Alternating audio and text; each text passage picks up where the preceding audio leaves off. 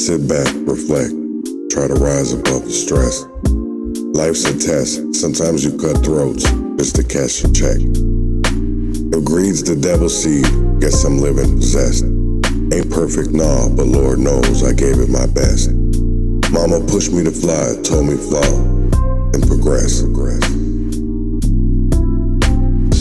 hope heaven knows. Now I'm soaring through the night, battle scarred on my chest. Lit like a street light, guiding others through the fight. I hope you follow my steps, get the struggle right. All my people eat, break bread, let's divide the plate. The rod stays ready, just waiting for the hook to take. If you feel brave, then leap. Test my fight, test my peace. Keep two heaters with me, Jordan style, 23s. All's well that ends well, Lord, I pray you see my pain.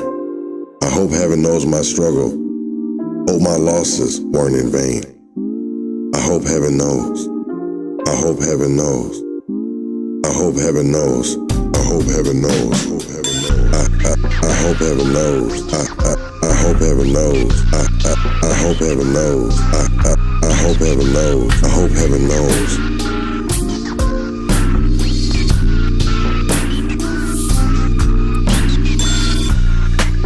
Old grudges like scars, they fade but never leave. Same man, same code. Live my truth, wear it on my sleeve. I break rules, yeah, but the streets taught me respect the creed. Cold-hearted, raised by winter, where the souls bleed. You either ride or you fold, stand tall or let go. Like soldiers in my lane, just stones for me to overthrow. Good morning, good morning, good morning, good morning, good morning, good morning, good morning. It's kind of echoey. Good morning, good morning, good morning, good morning, good morning. What I want to talk about this morning is money games, justice fails, and America's biggest hate group. But first of all, we get into independent music, and I want to get into Louis Blaze and Refresh. She just came out with this the other day, banger. So with that being said, here goes Louis Blaze, Refresh.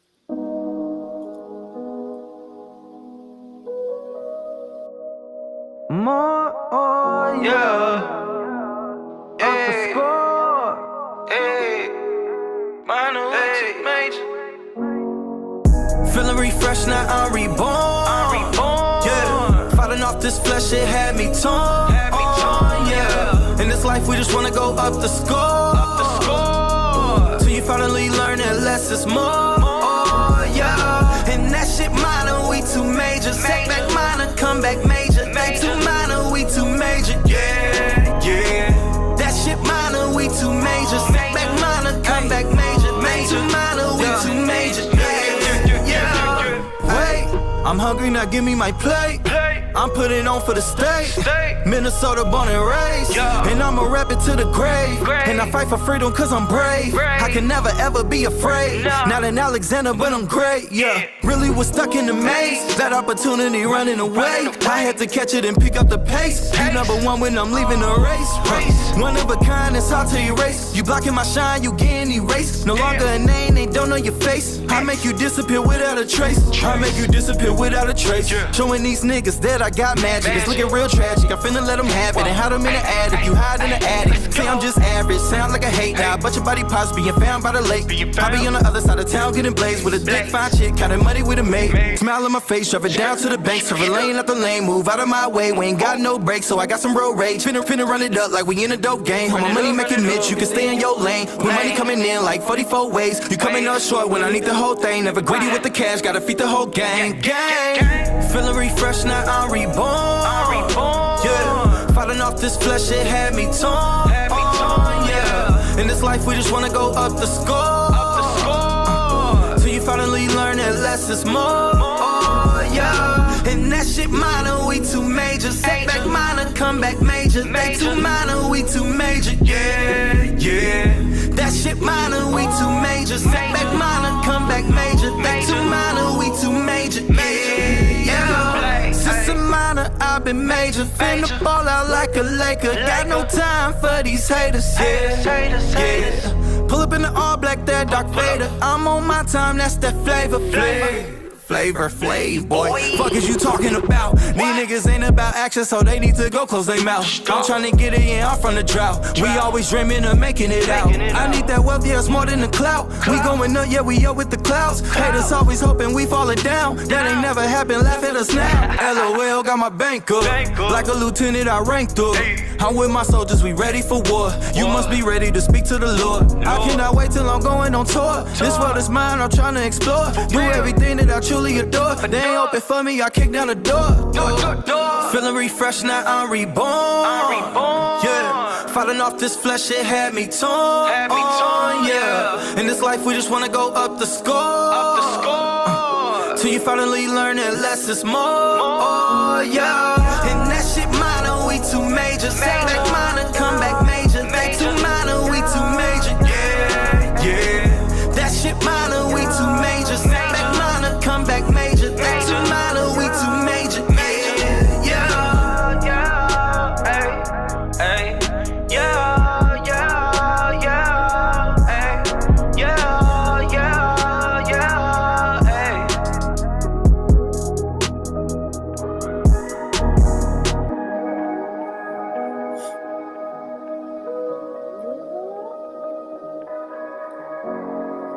That was Louis Blaze, Refresh.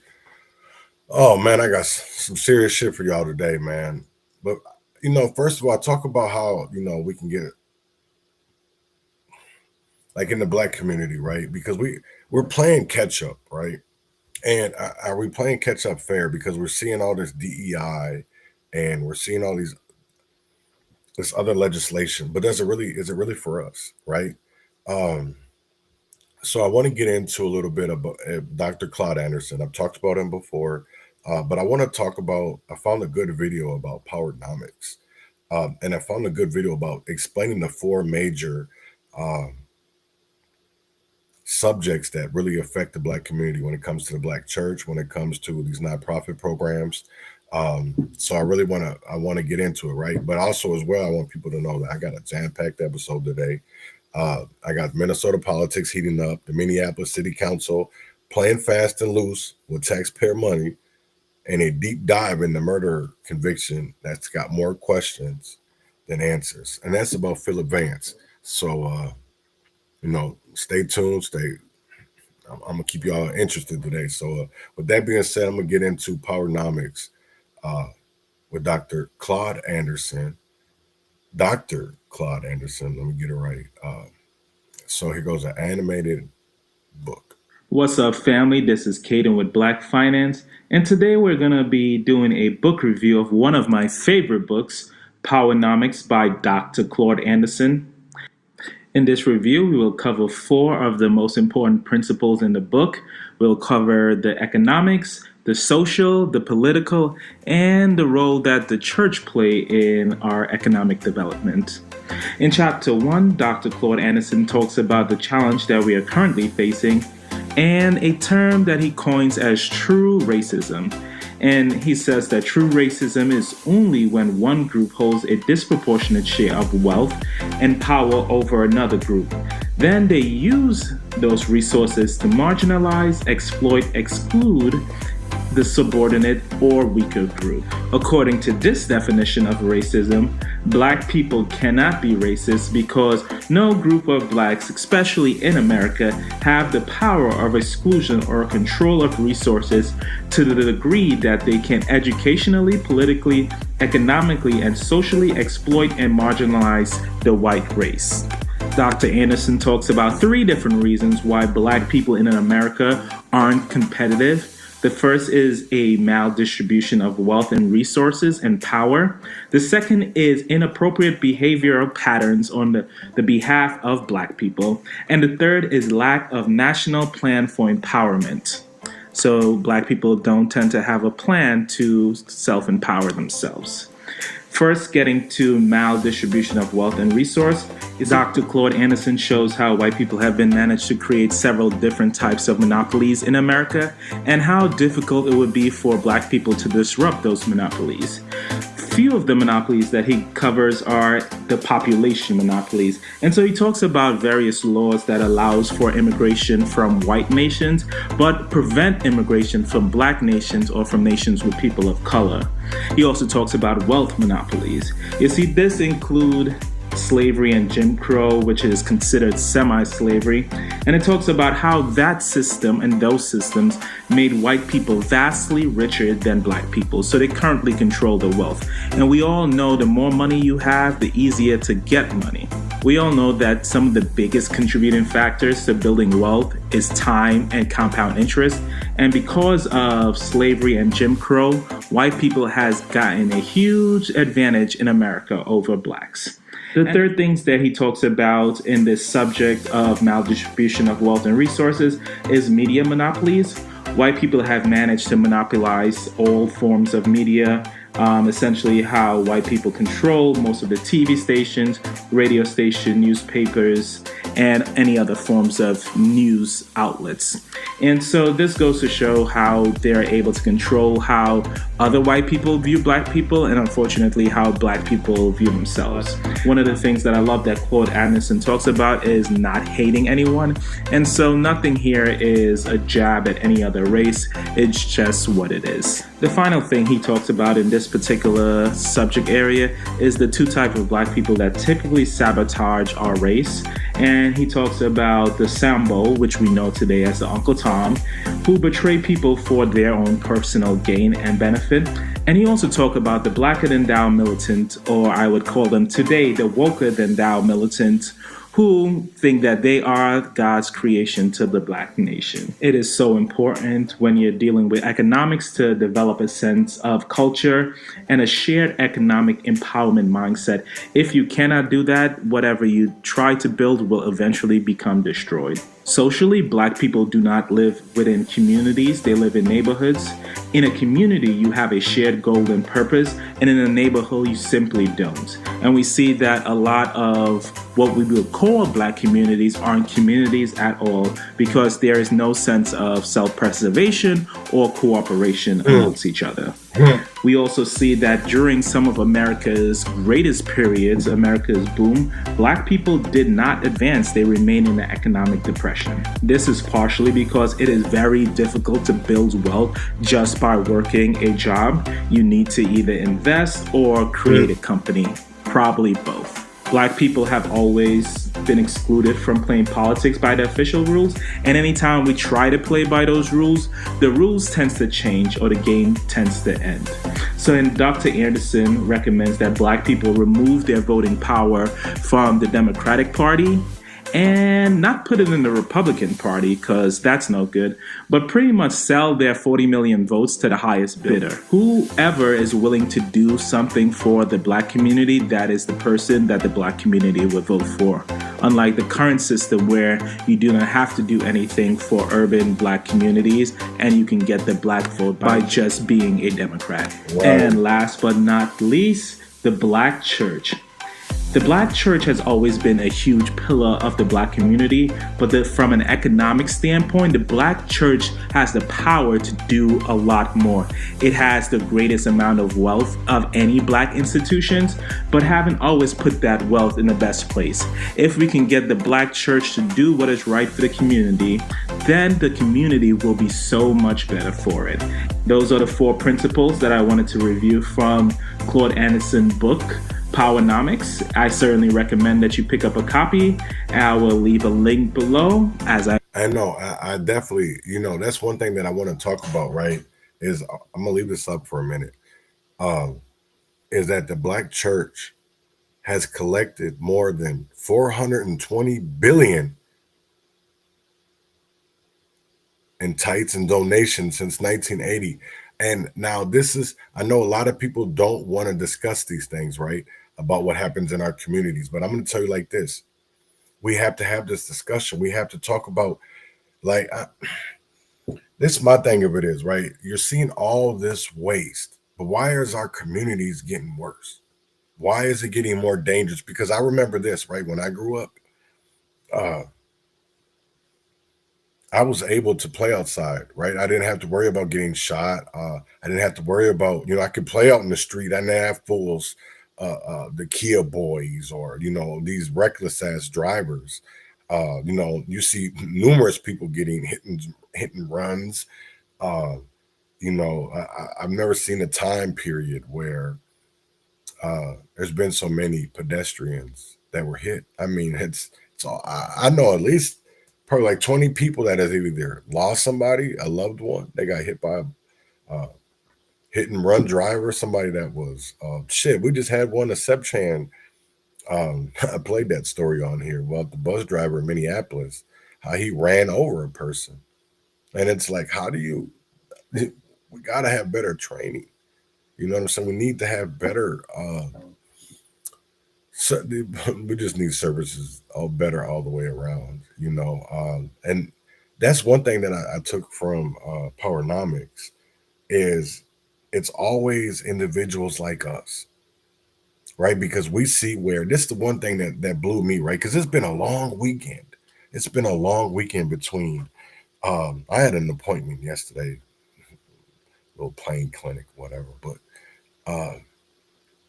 yesterday was a trans thing at the state capitol. Over the weekend you had Philip Vance, then you had Fox 9. That's one of the things that I wanted to talk about today too, is that this is gonna be we're gonna have a discussion, right?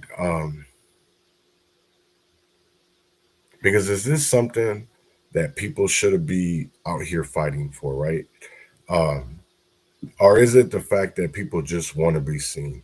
And I don't know what it is, right? I'm not sure, if people somewhere along the lines like feel, if we give them this, we won't have anything. We're giving up our rights to be a white people. We're giving up our rights to,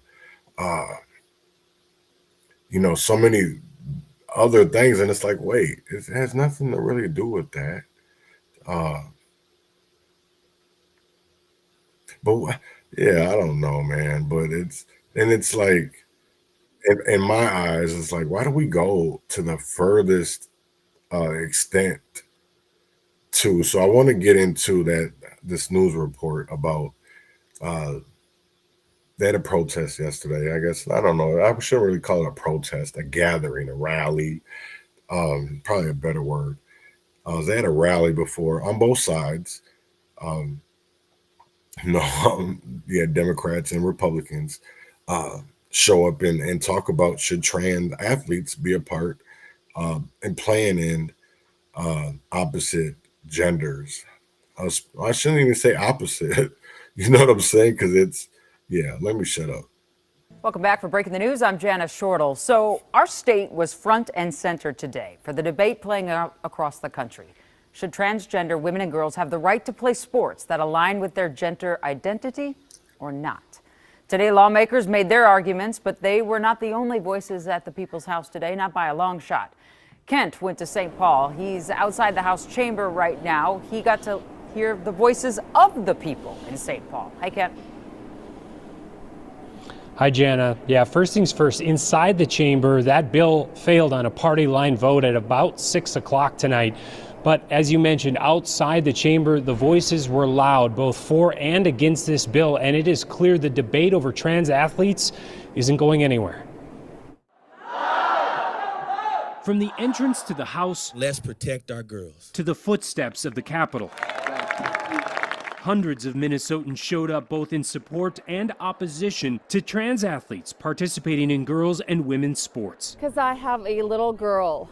And I do 2 sports, dancing and swimming. Joanna Jackson and her 6-year-old daughter Hannah traveled all the way from Aitkin, Minnesota to join the rally in support of H.R. 12. And we feel that there is a league for boys and then there's the league for the girls. Today's House vote on House File 12. Jackson joined a morning rally headlined by Riley Gaines, the former University of Kentucky swimmer who competed against transgender swimmer Leah Thomas in 2022. I am here to tell all of you, there is nothing to be ashamed of and standing up for girls and women. The problem is trans girls and trans women are girls and they are women. They're not men. And so I think just when we use that kind of language to evoke fear, for me it's a big red flag that this isn't the real issue. Laura Bergman, another local mother of two, attended rallies in support of trans athletes who have been able to compete according to gender identity for the past decade, largely without issue, in accordance with the Minnesota Human Rights Act. This is really such a small percentage of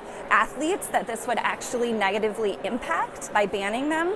And so it's really not about fairness in sports. Those supporters of the bill say percentages have no bearing on fairness. What is the point of girls and boys teams if males are allowed to play on girls-only teams? 8th grade volleyball player Ainsley Carlson joined the rally's speakers. And in my opinion, one girl off the podium is one too many. Are you with me? But long after the cheers for the bill faded and it failed to pass inside, those supporting trans kids stayed and played games outside, worried about what remains on the horizon. Just last week, the state of Iowa stripped gender identity out of their civil rights protections, the first state ever in the history of this nation to do so.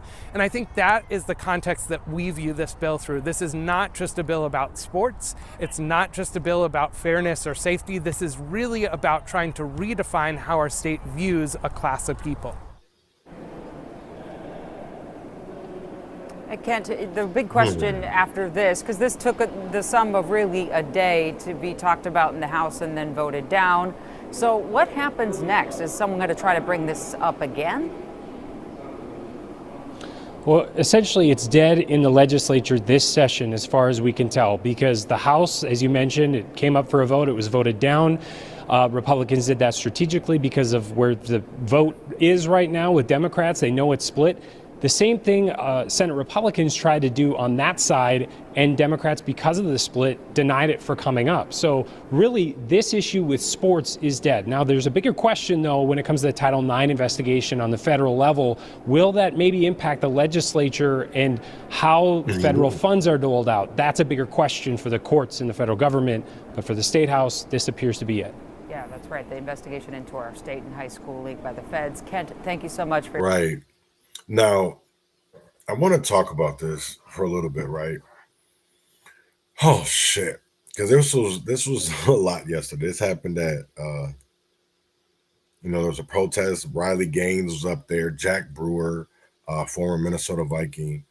I knew this was going to be a hot topic this year, right? I knew there's a lot of things that are going to be hot topics, especially when it comes to our state legislator, when it comes to conversations that you just have with your day ones, your everyday people. I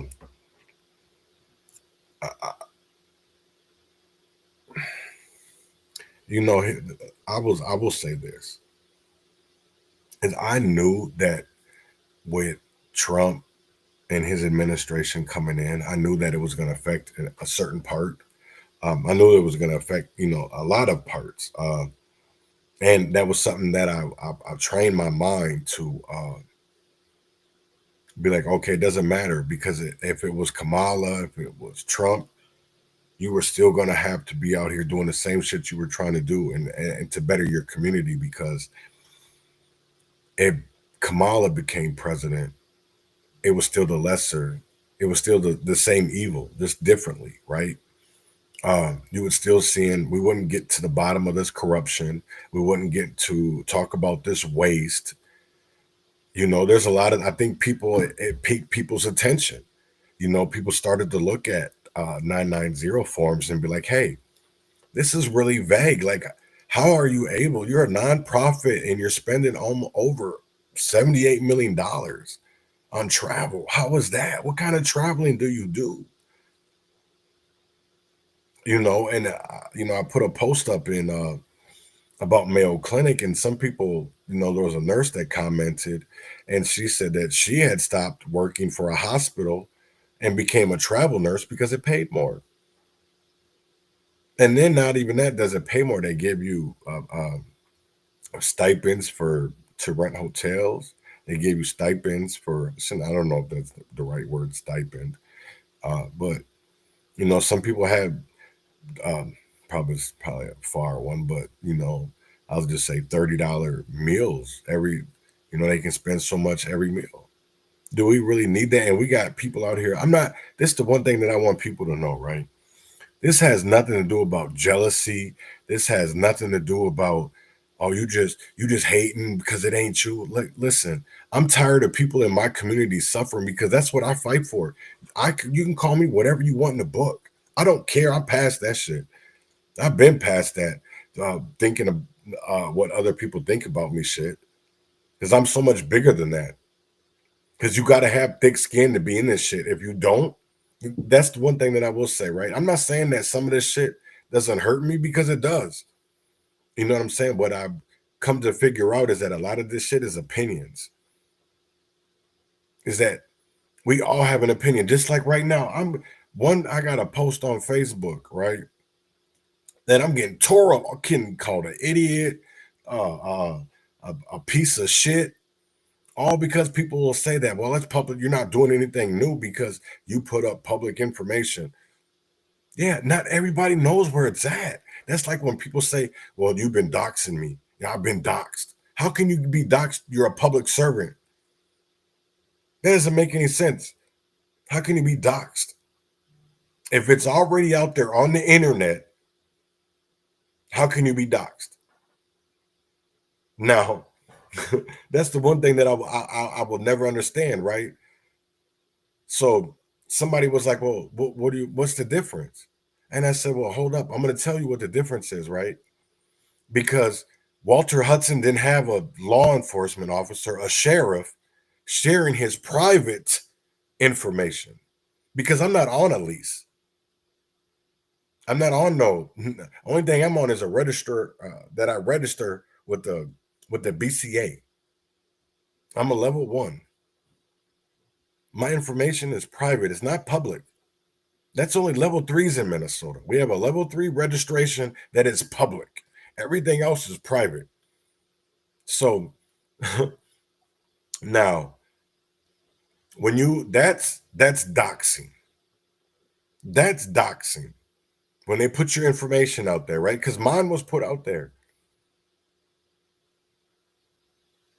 So I had something similar done to me with the police chief in Red Wing. I had a HRO. So I was served. This is one crazy thing I was telling Ashley this weekend. I said, the crazy thing is I remember being served during a protest right outside in St. Paul at a protest, protesting the police. I was served from Roger Pullman, the police chief of Red Wing, Minnesota, and Shelly Pullman, his wife. So I had to go through a whole bunch of shit, all because here's the one thing that I got. See, after this, this is what made me. And I'll forever, Laura. She was a savior. There's a lot of things that she told me to be myself, to be factual. Don't bring it. Justice isn't political. Justice wants facts. Justice wants to know the story. So I went up there and laid it out. And I learned a lot of things during this court hearing, is that there's a lot of things that you can do because they're public. Right? So because he has a position that is public, right? Not saying that he isn't accustomed to something, because I had to learn this shit really good, right?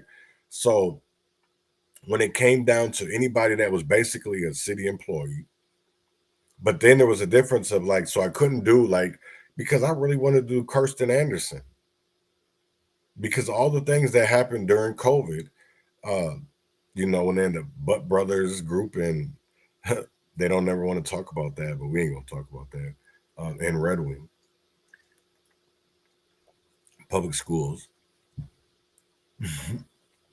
So I don't understand it. I don't understand. I don't get it.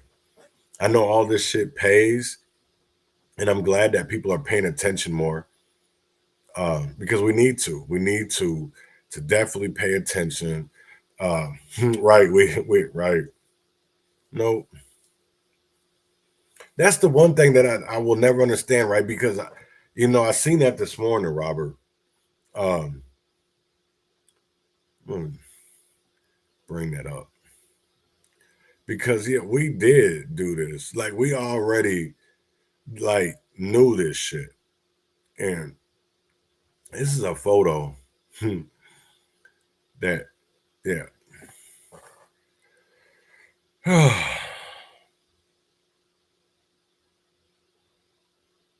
This shit crazy, man, because this is the one thing, and now I understand why these state legislators in the House don't want to talk to me and don't want to be, I just want to change my community for the better. That's the whole thing of it is, right? I understand that. I'm not saying that I'm better than anybody. I'm saying I have a lived experience that is definitely rare. That is definitely something that you're not going to hear at the state capitol, because you keep on bringing up paid activists. You paid up people to tell you a story, not the truth. Because when people come up and tell you the truth, you didn't go for it. You didn't want to listen, because that's the one crazy thing is that I want to talk about next here too is, like, in Minneapolis, they were cutting checks, but who was watching the money? Who was watching the money?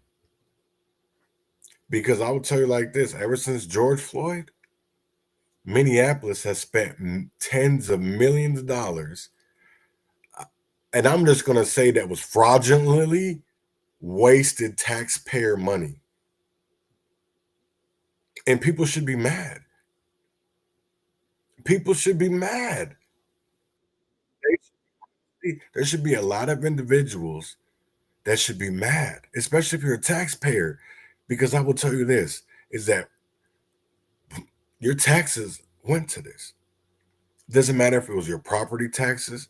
It doesn't matter if it was your taxes that when you were buying cigarettes or buying non-foodable items, your money went towards this shit. And do you have any type of answer than blood on your hands? Because I will tell you like this, nobody has an answer to why the violence is at the rate that it's at.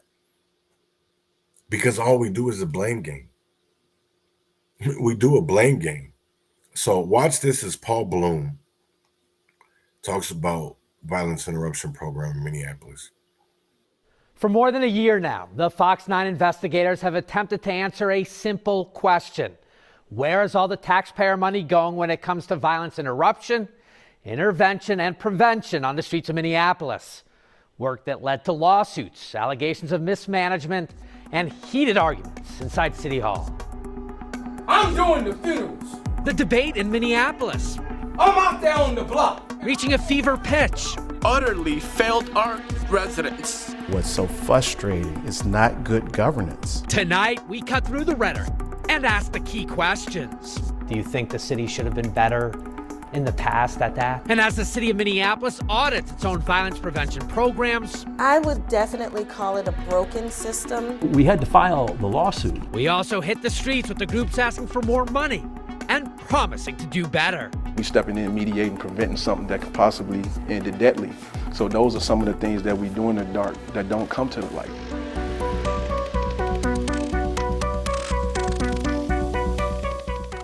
I know it's been freezing cold out here, for the past week. Bundled up on a late February afternoon. Make sure everybody got all their toes and fingers and everything. This group of violence interrupters. We did lose somebody in Uptown.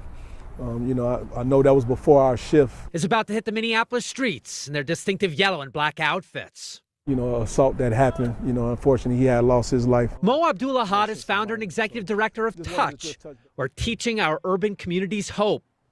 It is one of several violence prevention groups contracted with the city over the last several years to help keep the peace in high crime corridors like here along East Lake Street. When things happen in our community, we do show up because we are a preventative side of things. We're not responsive. Hey, come on, y'all. Hey, y'all, come on, y'all. The city began awarding millions of dollars in violence prevention contracts to groups like Touch following the murder of George Floyd in 2020. That led to nationwide calls for public safety reform. Hey, bro, step back, bro. But Touch and several other organizations have been under growing scrutiny. From the Fox 9 newsroom and violence prevention funding is headed to the full city council for a vote. To City Hall. Makes the environment ripe for corruption. To the courtroom. These types of invoices were routinely paid for years. Minneapolis attorney Dean Thompson filed this 35-page lawsuit because of concerns about how the city's neighborhood safety department was doling out, Was not proper. and overseeing 6- and 7-figure contracts for violence prevention efforts. The city was paying over $70 million of invoices without getting any backup for the invoices. No canceled checks, no receipts for expenses, just invoices. saying, Hold on. Pay me the money, and they did pay. Hold on. The Fox. Hold on. Because he said 70 million. No receipts. Look at this, right? Touch. $4.7 million. Metro Youth Diversion Center, 2.5. Restoration Inc., 2.2. Mad Dads, 1.2. We Push for Peace, 1.9. This is shit be crazy as hell. Hell, and we don't have no type of answers.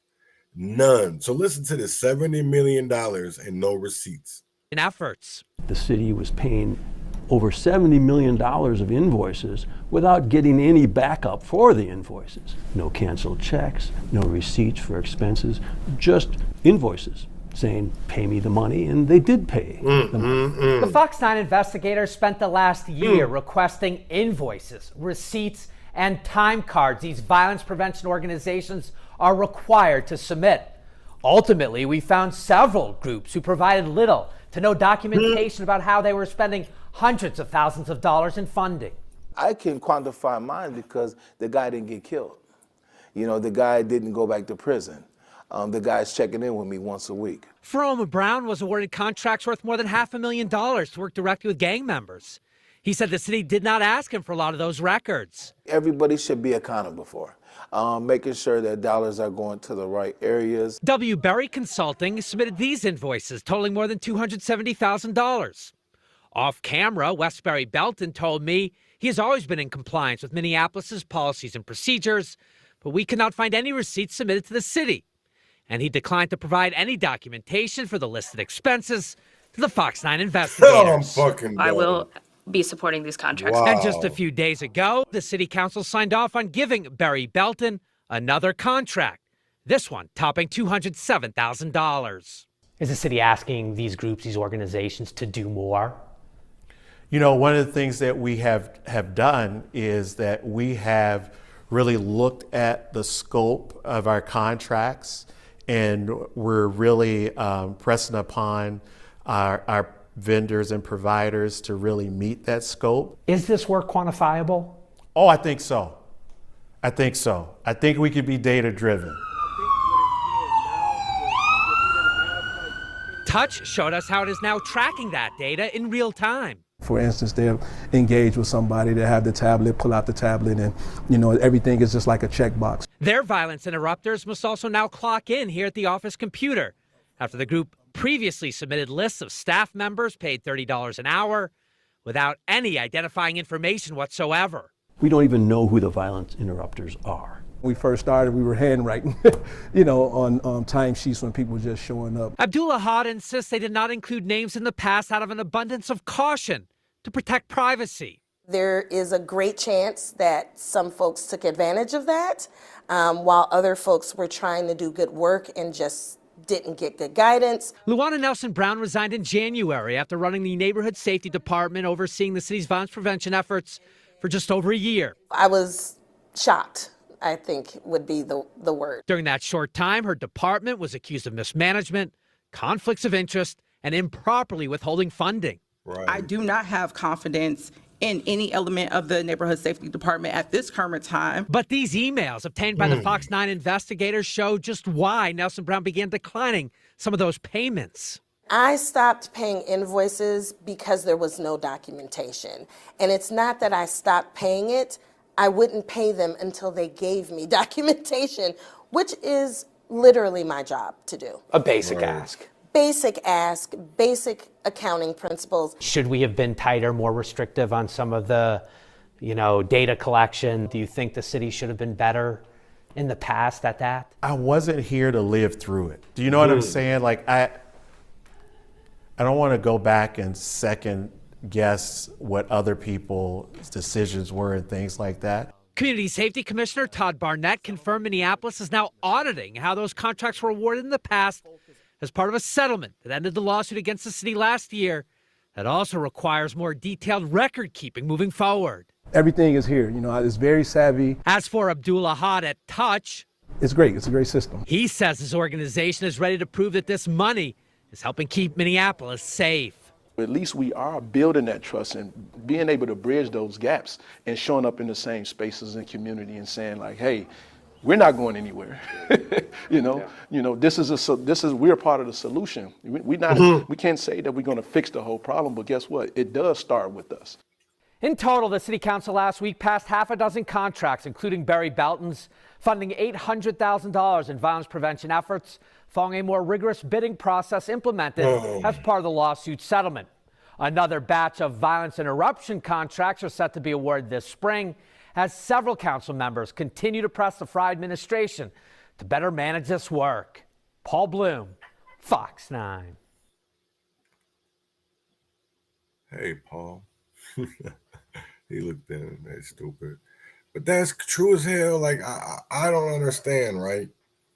Is how people, taxpayers, to be honest, I get it because people don't think it's their money. Even though they take it from you every paycheck, you don't think it's your money anymore. So you don't have no responsibility for it. But you work for it. You work for these. I don't understand it, right?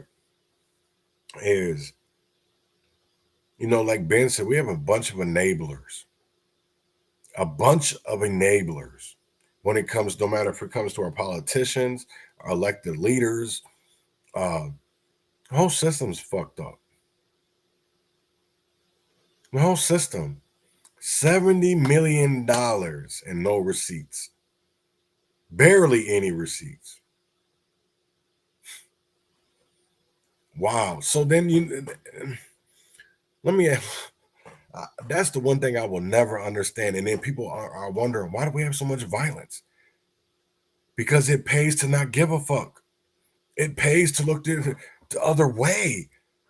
And people want to talk about we're protecting people's privacies. What? How many people, elected leaders in Minneapolis, have railroaded individuals and still being out here getting elected? Because y'all, every time anybody comes out and talks about it, y'all want to shut them up.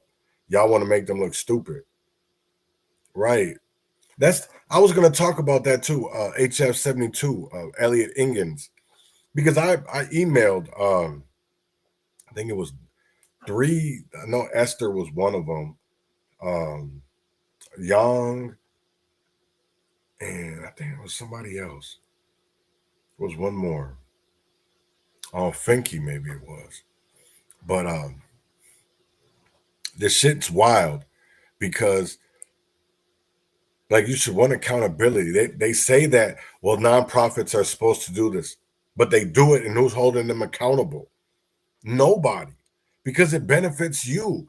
Just like, over the weekend, Jim Roeder, who used to be the city attorney for Minneapolis, came out and said, well, I don't know how you're voting for Mayor Frey a third term, because this dude lies and he still gets elected. He's lied and got more power. Because I will tell you like this, if people don't understand legislation and they don't understand what a strong mayor is, that nigga got all the power to do a whole lot and does nothing for the Black community. Nothing for the Black community, and yet will still be elected. Potentially could be elected. When are we going to stand up for each other? When are we going to stand up for our community? That's the one thing is that I'm sitting back, and I'm not saying I'm laughing because I do think it's kind of sad and bad or whatever, but I'm over here like, damn, when niggas had their knees on our necks and the police were beating us up, and Department of Human Services was acting shady, or CPS was acting foul. We're sitting here telling you stories about, the public education system or the judicial system, and niggas weren't listening to us. Y'all thought we were crazy conspiracy theorists? I guess I'll be a conspiracy theorist, because isn't that what the lawyer and the prosecutor in Marvin's case said? That if you find him not guilty, that literally you would think that I forget exact words, but that yeah, come on. Like, people, what do y'all stand for? That's what I don't understand, right? Is that you got people who live in misery 24/7, 365, and niggas don't do shit. You got a man right now that can prove he's innocent through evidence, through evidence, and still we look the other way. We don't even stand up and for free people. I shouldn't say free people, but stand up for people that are facing execution and they have no physical evidence, and the state executes them. They get the death chair. You know what I'm saying? Like, I don't understand that. How many people got to die? Because I will tell you like this, is that while I'm sitting up here having this conversation with y'all, there will be some point in time within today or tomorrow that the police will kill a black man. There will be a point between today and tomorrow that they will kill, or I'll look at it, that they lynched a black man. Our ancestors have to be, that's the one thing that I will say, is our ancestors have to be turning over in their graves for the simple fact of that the same thing that a lot of elderlies were fighting for is still happening today with lynchings, with, that's the one thing people never want to speak about. They never want to talk about. You know what I'm saying? So, with that allegation is that this whole process here that I'm a part of and that we ask you to be a part of is to frame this defendant of those horrible crimes. We're asking, if you believe the defense on that point, we are involved in a conspiracy, and we are inviting you to be involved in this conspiracy to frame this defendant and violate his civil rights. Then that's what this whole trial is all about, and you decide. Right. It was a conspiracy. And yet they don't want to talk about that. They don't want to talk about that. They don't want to talk about all these people that railroaded a black man, a black family, and still get elected today. Amy Klobuchar, Keith Ellison. You still have black churches. Motherfuckers be talking about they a man of God, but yet won't say shit about what happened. This my thing of it is, right? You had so many churches over North Minneapolis pay a reward for false information, but won't say who they paid that reward to. Because they know. You know the reason why they don't want to say nothing? Because it was them. That's why. I'll fucking say it. Because they did it. Jerry McAfee, Keith Ellison. Because it was going to help them. This has been fucking years in the making, man. This isn't just, what the crazy part of it is that people don't want to look at the bigger picture, because I will be honest. This has all been by design. All by design. We talked about the Miami of the North. We talked about how the mob used to be in Minnesota. Probably, I shouldn't say used to, because they're still here. All these hate groups, I won't even say hate groups, all these groups. And yet we don't call them out. We don't call out the wrong in our own communities, in our own neighborhoods. Let's stay away from the community shit, because we're not a community. But we don't even call out our own neighbors, because we're scared. A lot of people are scared to admit it. Y'all are fearful. Y'all want to be the toughest ass niggas in the world, but as soon as that white man say, shut the fuck up, y'all shut the fuck up. You shut the fuck up. You don't buck the system because you care about that motherfucking paycheck you getting on Friday that he's going to sign and you're going to put into your account. That's what you care about.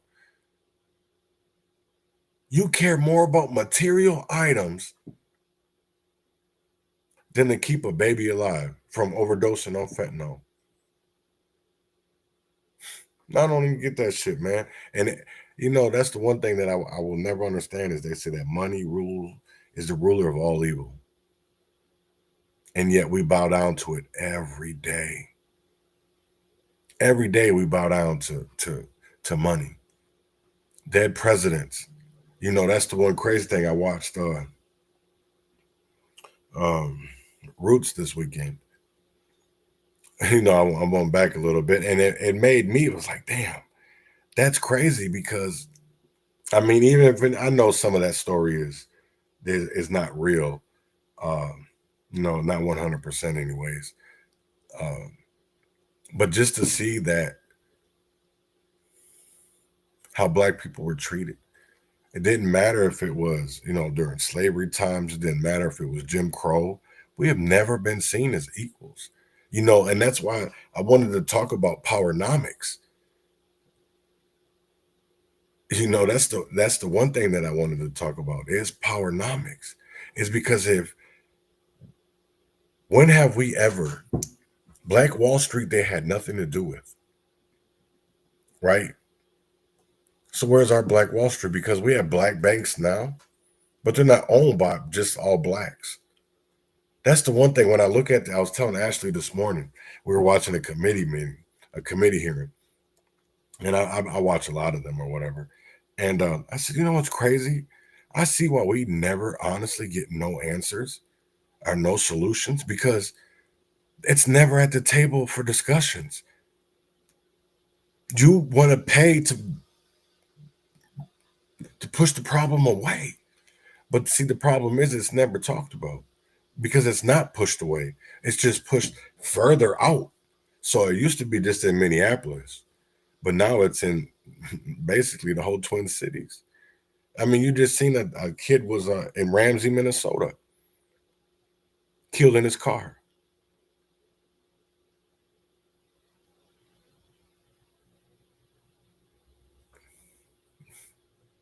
Last night, how many kids? You had 2 youths shot in Minneapolis, one man, and we're out here talking about we're preventing it. If it's only our agenda is to save one life at a time, we're never going to get there because you're faking it till you make it, and we're never going to make it because you're too busy faking it. You're faking the funk on these nasty ass dunks.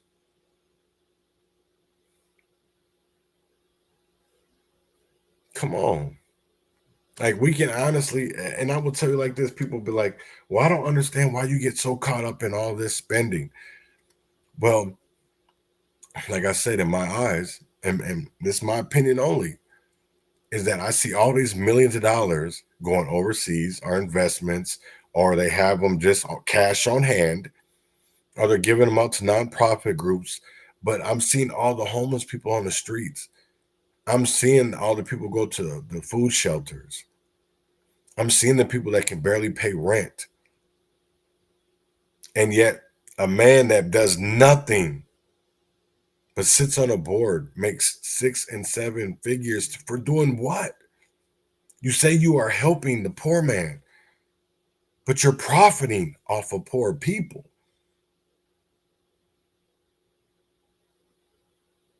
And a lot of individuals don't want to say anything because they won't speak out on the hand that feeds them. I don't care about making enemies. I want to tell the truth. People, especially with that Mayo Clinic, since that a Republican came out and was doing all this shit with AI. Listen, it's here. I know a lot of people don't want to believe this shit. I know they don't. I know it's scary. I know it's kind of freaky because I still get freaked out from it, but I understand it. Either you're going to get left behind, and I don't want to get left behind. I don't want anybody to get left behind because we all should have a roof over our head. We should have food in our bellies. It's because there's more than enough out here for everybody. There's more than enough out here for everybody, and we don't need to be selfish. We don't need to be selfish. We don't. You know, that's the one crazy thing is I'm going to tell you why I believe that we'll never come to a solution, right? Especially when it comes to facing problems head on. It's because you have so many distractors from the solution. Because I will tell you like this, how many violence interruption groups are in Minneapolis? Probably hundreds. Why is even in Chicago? You have some conservative ones, you have Republican ones, you have Democrat ones, you have queer squad, queer security, whatever the hell they're called. Like they're all over the place. But yet violence is still at all-time high. So how can we say that we're actually doing anything when we're not? When the data shows that no matter what you call yourselves, violence interrupters, because you can claim the reason why you make money is because you save one at a time. When not that you could save the whole community, the whole neighborhood, right? Because we always hear, oh, it takes a village. Well, I don't see that village trying to build a village in the hood. If it takes a village, build a village. Nobody wants to build that village. Nobody wants to build that village. And why? Why is that? Because it's easier to point the finger at the government. Because then they're going to point that finger at you. They're going to point the finger at these nonprofits and say, well, you know what? We kind of did allow this. We allowed for this wasteful, fraudulent behavior when it came to spending. Because I will tell you like this, how much has been spent in Minneapolis and the Twin Cities on reform when it came to violence, when it comes to gangs, when it comes to robbing, car stealing, it's gone up. And they wanted to point the finger at us, the taxpayers.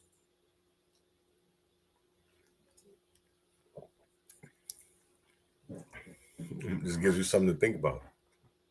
I want to get into Philip Vance a little bit. This is important. This is a person there's no physical evidence. He should be free. So I want to get into the story that is done they did on Philip Vance. A Minnesota man who is serving a life sentence for murder will soon find out if he has a chance to be exonerated. Philip Vance was convicted 22 years ago of killing a store clerk, an accusation he has always denied. Well, as our Bab Santos reports, the state's conviction review unit has been investigating the case and could release their findings in the coming weeks.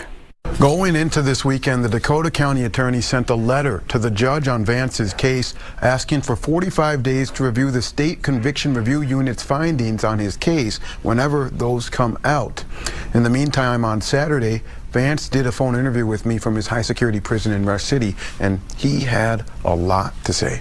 To accept this free call, press 0. Philip Vance has spent half of his life in the system, sentenced to life behind bars after a Dakota County jury found him guilty of first-degree murder in the 2002 killing of South St. Paul store clerk Khalid al-Bakri during an armed robbery at Sabrine's supermarket. This was a setup, and these were corrupt police. Nearly a quarter century later, Vance and his attorney Nico Retkowski continue to fight to clear his name. the world will see the truth. The state of Minnesota will see what the truth is. And this week, Vance has new hope. The now 44-year-old father of three has just filed a new petition for post-conviction relief, doubling down on claims that he did not commit and had no knowledge of the crime he was convicted for. Everything that was said in trial against me was false and was a lie, and the fact that it was actually conjured and coerced and put together by the Metro Gang Strike Force. Citing corruption within the Metro Gang Strike Force, the petition calls on a judge to give Vance a new day in court.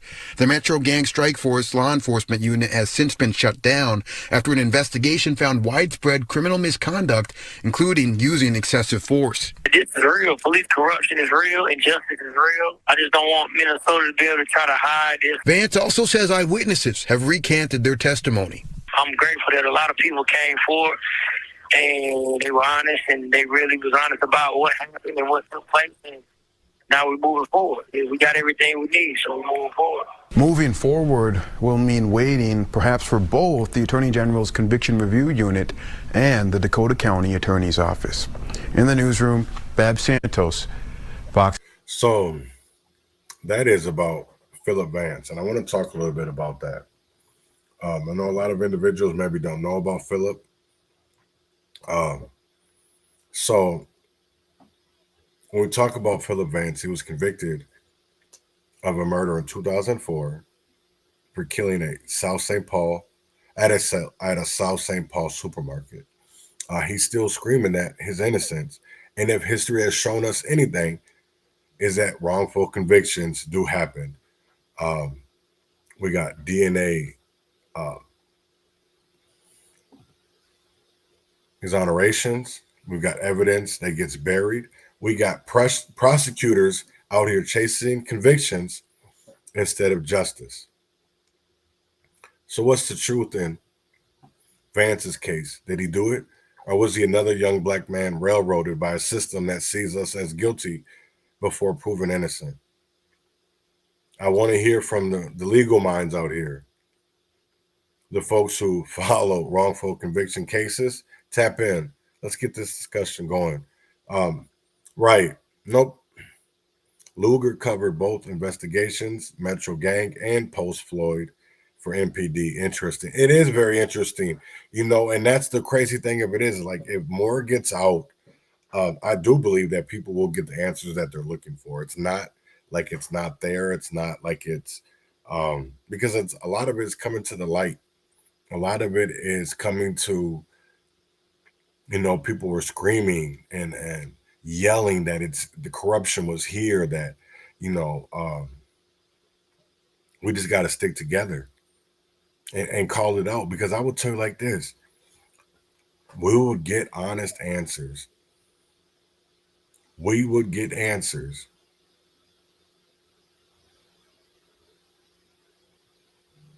Truthful answers. I see a bunch of subliminal posts from activists. Let's tell the truth. What is it that, what's crazy is, what is it going to hurt us? It's already past the most, it's crazy because y'all have already given all this money and was saying it was for the murder of George Floyd. And you were saying it was for discrimination. You were saying it was for that y'all redlined us for so long. But yet, we're still fucked up. Minneapolis is still fucked up. And I will never understand that.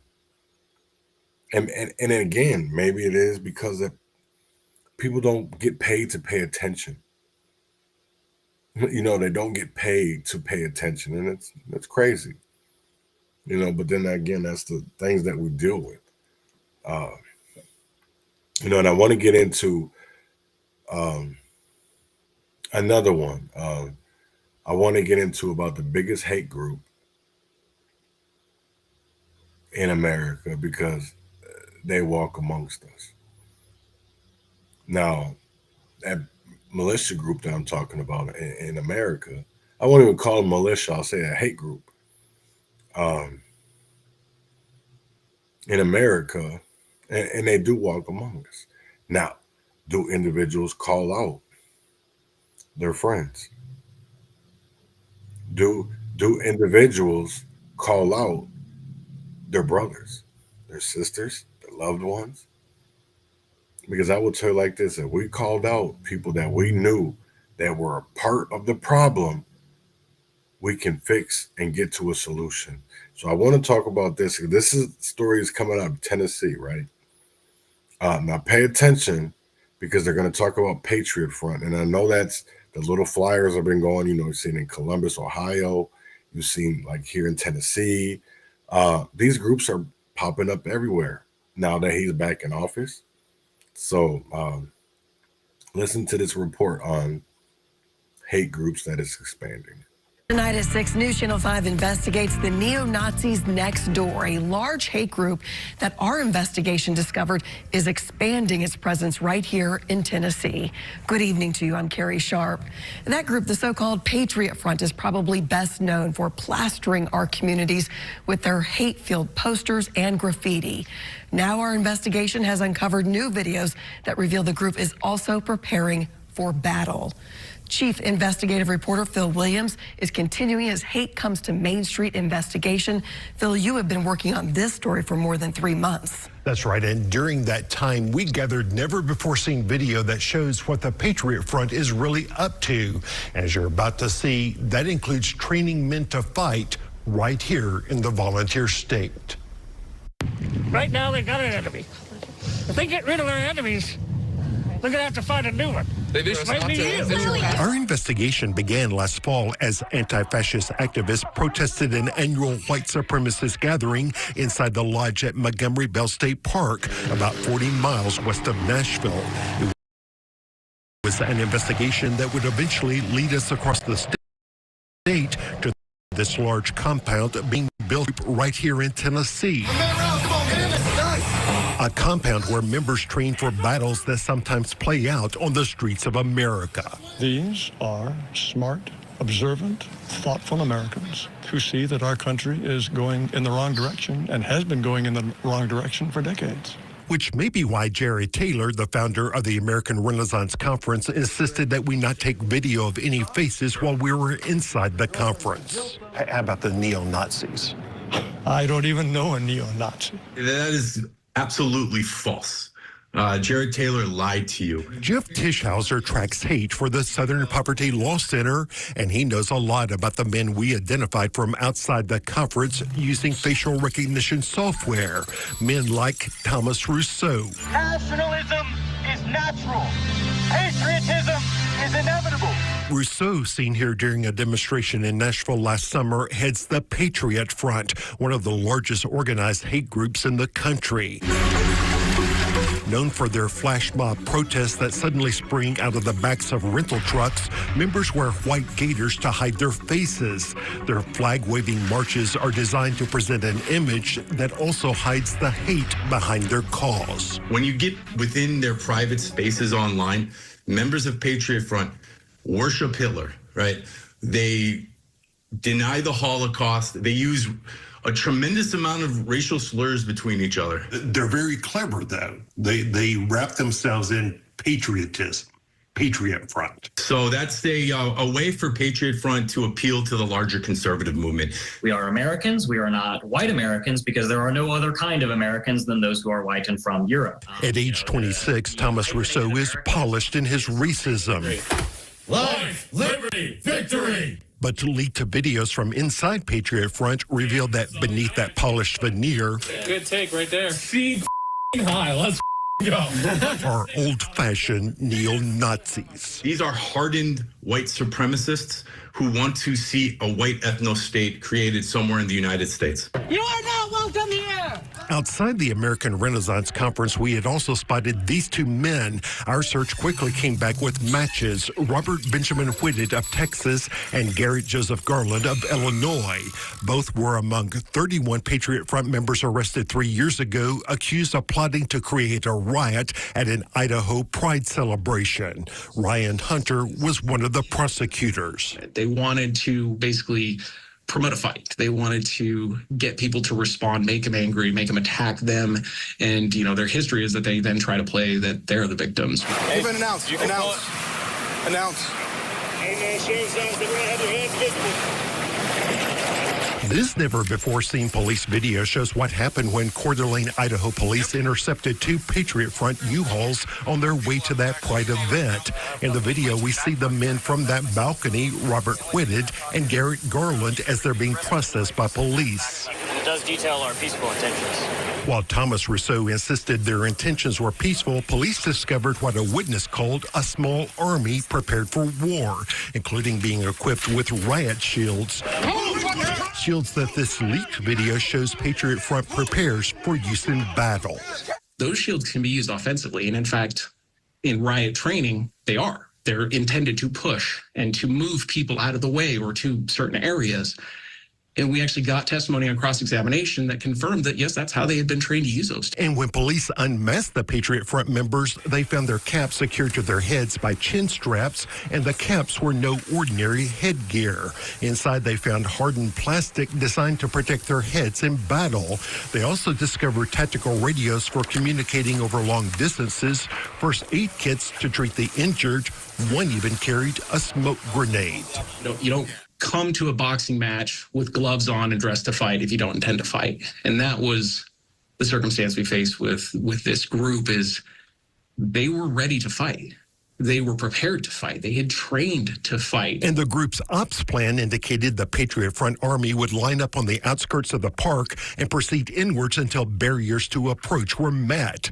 There, they planned to create what they called a confrontational dynamic. And during the testimony that we were able to elicit from them on cross-examination, they confirmed that people really they didn't consider those to be barriers that they would stop for. So you're saying if they encountered people at the Pride Fest, they were just going to plow through them? That was effectively what they said at trial. Which brings us back to Montgomery Bell State Park and another man we identified from the balcony. So Ian Michael Elliott is a longtime member of white power groups, including Patriot Front. Within Patriot Front, he's one of their lead recruiters. Ian Michael Elliott, we discovered, is one of the people behind this 122-acre Patriot Front compound in Tellico Plains, Tennessee, located between Chattanooga and Knoxville.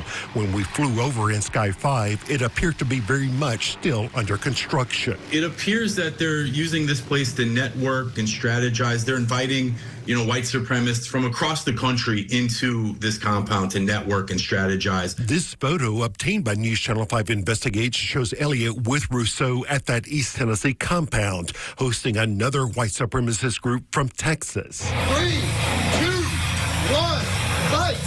And this video posted online shows Elliott in a studio adored with neo-Nazi symbolism, training men for bare-knuckled battle that often leaves these Patriot Front warriors bruised and bloodied.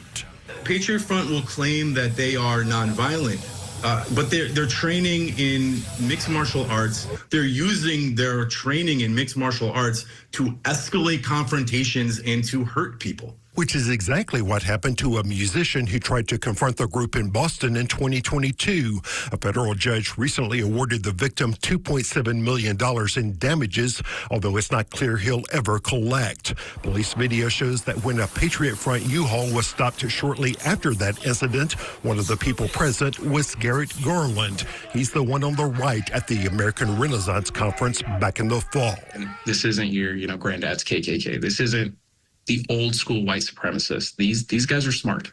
I'll give them that little bit of credit, is they're smart in how they approach it.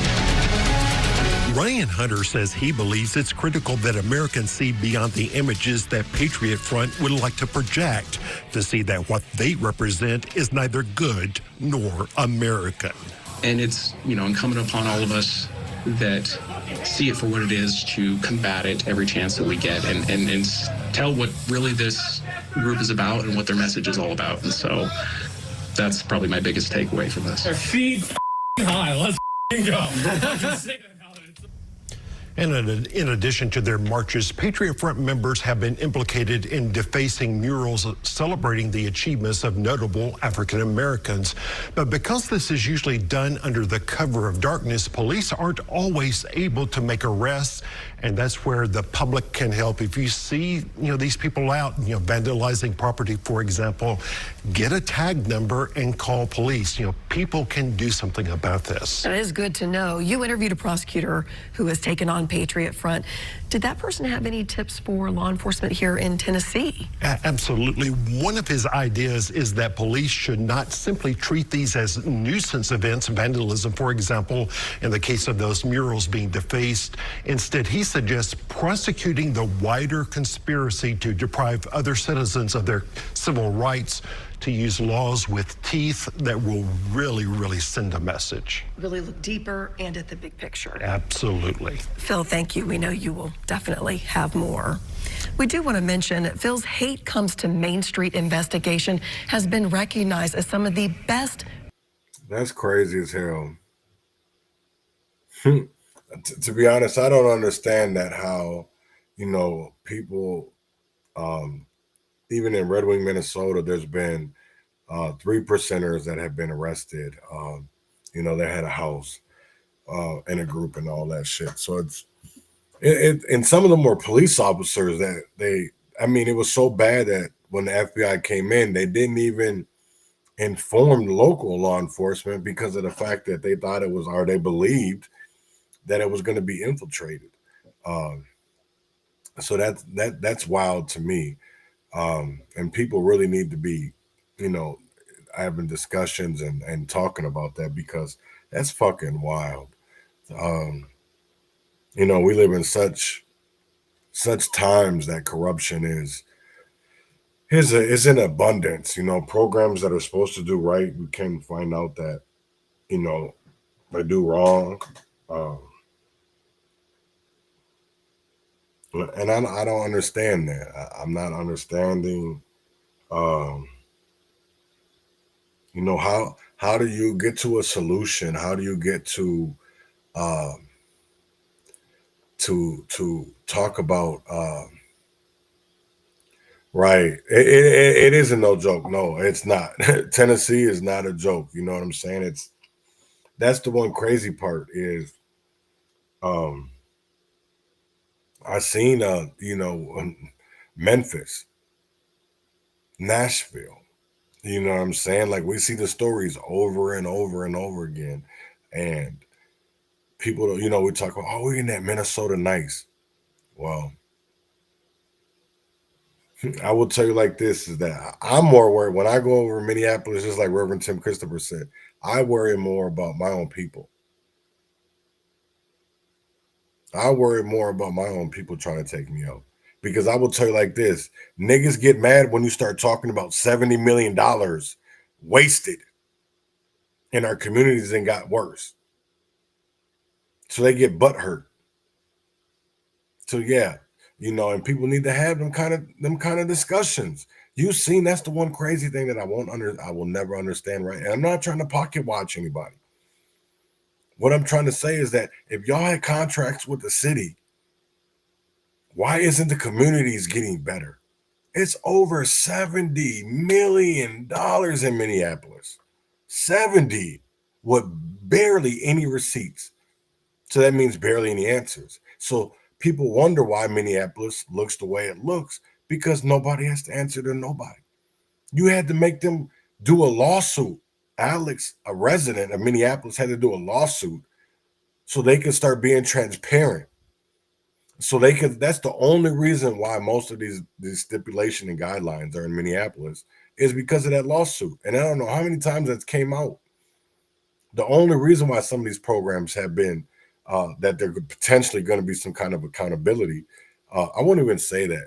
I say because I probably won't be accountable, but be transparent is because of a lawsuit. So the court's making them do it. They're not wanting to do the right thing.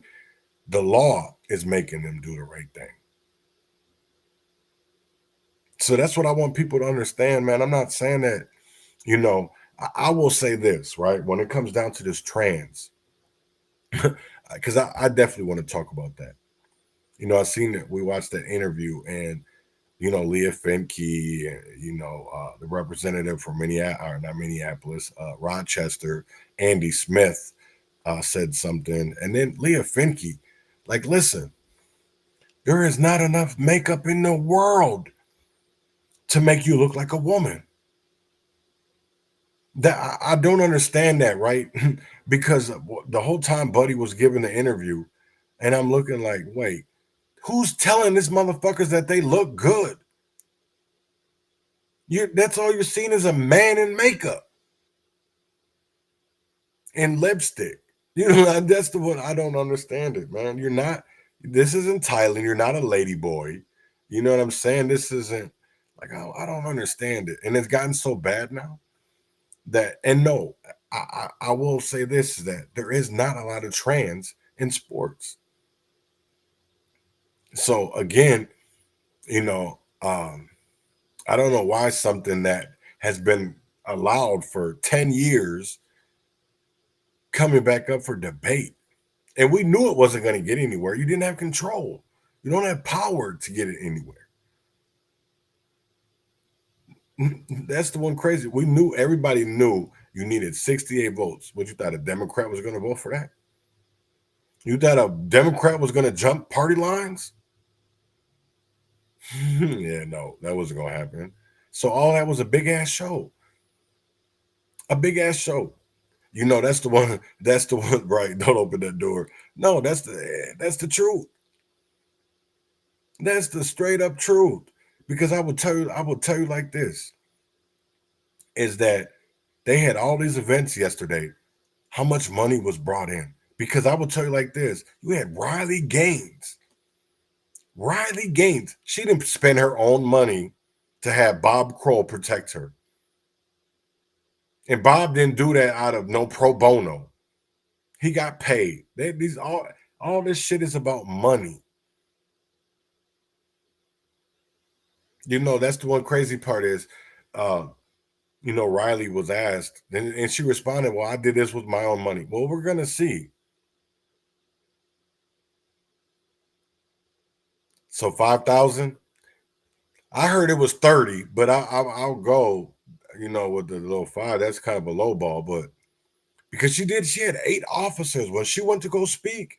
I seen Bob was in front of her, and then you seen you could tell a popo just by the way these motherfuckers dress, right? You could tell, I don't get it, right? You could tell a Fed, you could tell somebody that's undercover, and to be honest, I think it's the way that niggas are. It's the way that they feel. It's the way that they look. Because I will say it like this: when I used to do training with TCC for J, right? When we were, because I used to be a marshal, not a marshal, you know, one of the people that were on the sides protecting others, so they would, you know, a car wouldn't recklessly come in, or, you know, you were trained to look out for people that had guns, that, you know, walked different, and it was all because of the shoes, or it was because of, you know, you looked for bulges in the pants, or you looked for bulky jackets.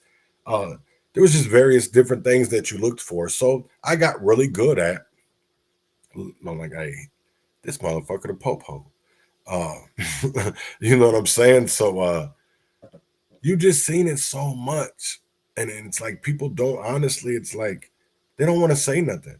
And again, I'm gonna ask individuals, like, what are we fighting for? Because I will say it like this: we can't be friends with part of the problem. We have to choose a side. You're either part of the good or you're part of the bad. Because I will tell you like this: they walk among us. The biggest hate group in America, they walk among us. Because I will tell you like this: nobody wants to talk about faith-based initiatives and how they've allowed these. You know, that's the one thing about HF 72. Because I wrote, let me see if I get the emails.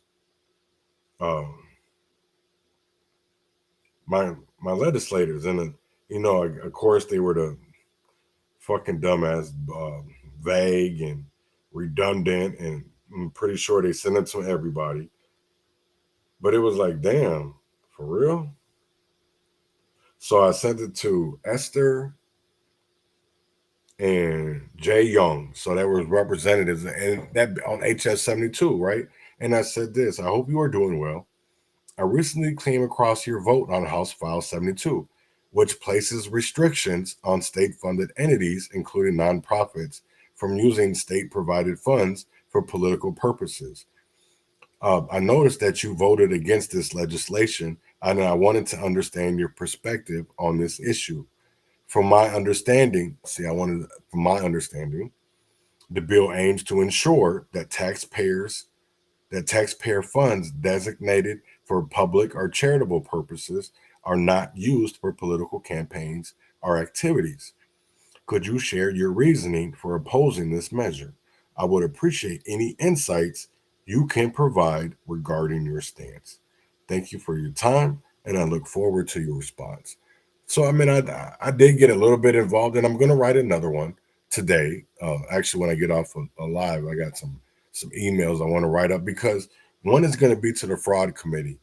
I feel like no matter, I'm tired of DHS getting up there and just pointing the fingers.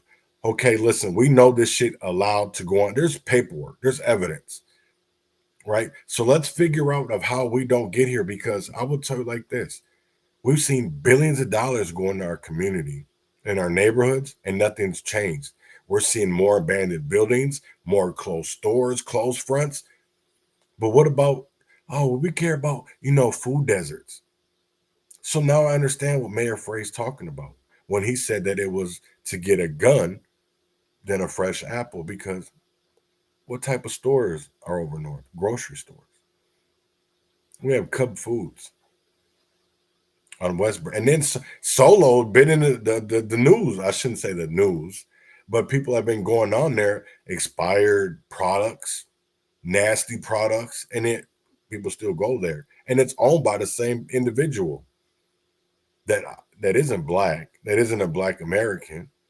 You're not, this is the one crazy part of it is, and I will say it like this, right? I have nothing against these people. But here in America, we have different standards. Marcus got a video on Facebook that he went to a local corner store and he bought expired. And it expired in like December, I believe that it was. I think it was December 1st. You know what I'm saying? And it's like, damn, we got to start being better as people. You know what I'm saying? I'm going to pull that up. It's like, because if we're not going to talk, who's going to talk?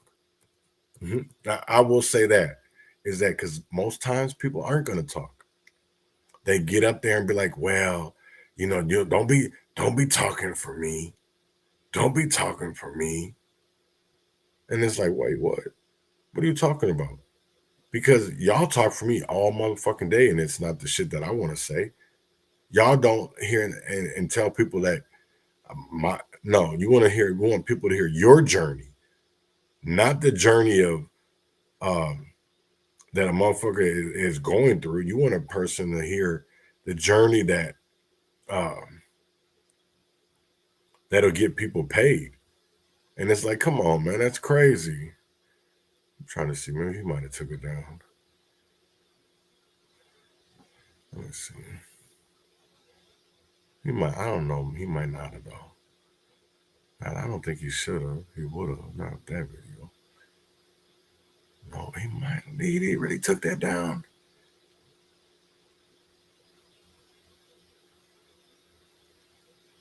Oh yeah, he did. Yeah. Oh no, he didn't. No, he didn't. No, he didn't. Here it is, right here. So look, check it out. I'm about to go in here because I bought these yesterday, and it says sell by, what's that? December 1st. Right. I just bought this March 2nd of 2025. They stale as hell. I bought. He said stale as hell. I bought 2.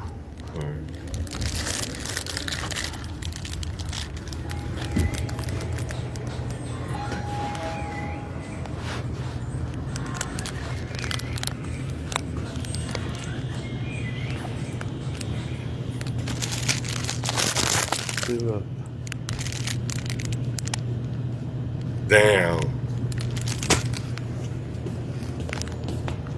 What up, bro?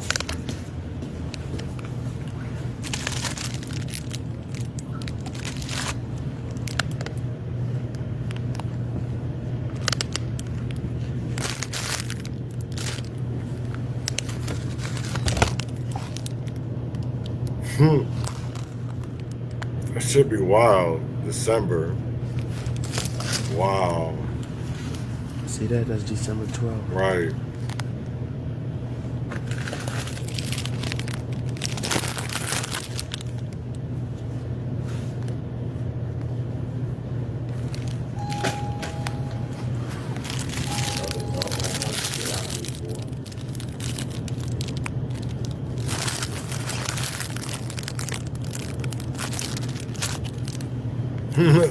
The ding dong, which is dead. That's fucking wild, man. My girl came and bought these yesterday.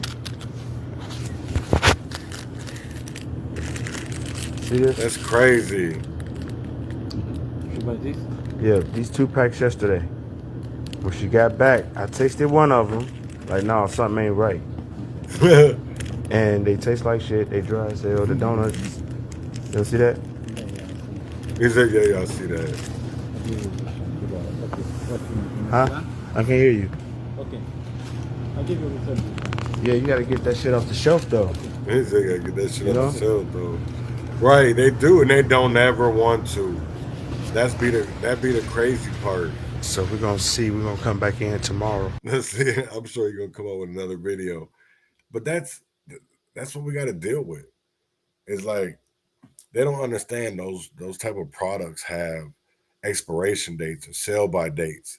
And then you buy something that is sell by date of December 1st. So you go January 1st, February 1st. That's already 2 months. And then you go March. That's 3. So you're over here selling something that should have been expired I don't even go fucking 4 months ago.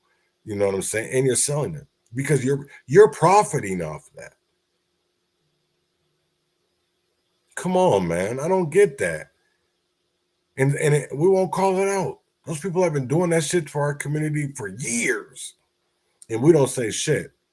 We don't say shit because we want it the Aki way. I don't know. I will never understand it, man. I will never understand it. Like, and I'm not trying to be hateful. I'm up here trying to tell the truth. Up here trying to tell the truth, man, because I will never understand it. I will never understand it. I will never, never, never, never understand it. So we hit a lot today for Minnesota transgender sports, debates in Minneapolis, questionable spending, and possible wrongful conviction, and the biggest hate group hiding in plain sight. This episode was heavy. But the urban conservative ain't just me talking. It's all of us. So hit that hotline, drop a comment, share this episode. Let's keep this debate alive. Let's hold folks accountable. And most of all, let's keep it real.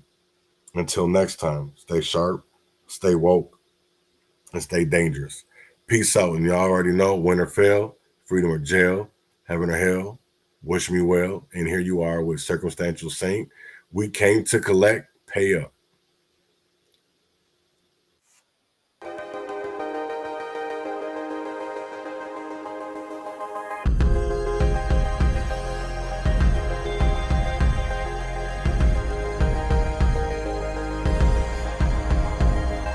The pores run deep with memories ingrained in the DNA of stolen gold.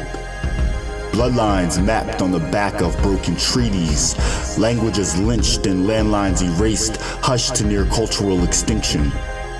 But we've remembered. The soil beneath their cities was not ever theirs. The bodies they buried beneath their progress was ours. We speak with tongues and speech scorned by empire, yet embrace it and evoke with such cadence, authenticity, and authority, reclaiming what is given as insult. Our syllables sharper and fuller than their wildest fantasies. As a result, Flood me like the oceans they poison, like the forest they chopped for greed. Our rage feels ancient like 1,000-year trees. Our love is internally intertwined with resistance beating like a heart. Breathing the expressions of the oppressed, we will not ever stop breathing because we are defiantly blessed. Taino spirits weep from Puerto Rican government buildings. Katrina's fury washed away the illusion of freedom with an illusion of healing. Hawaii is not a postcard, it's a colony, a bleeding paradise for extraction and elite satisfaction in real estate, forming a new separate class. Desperation feeding insidious hate, with its volcanoes screaming louder than their tourist ads. What they call the Middle East is not your proxy war playground, not your bucket of crabs. And its people burn with a fire of revolution, better watch your knuckles. What they fear is truth. What they fear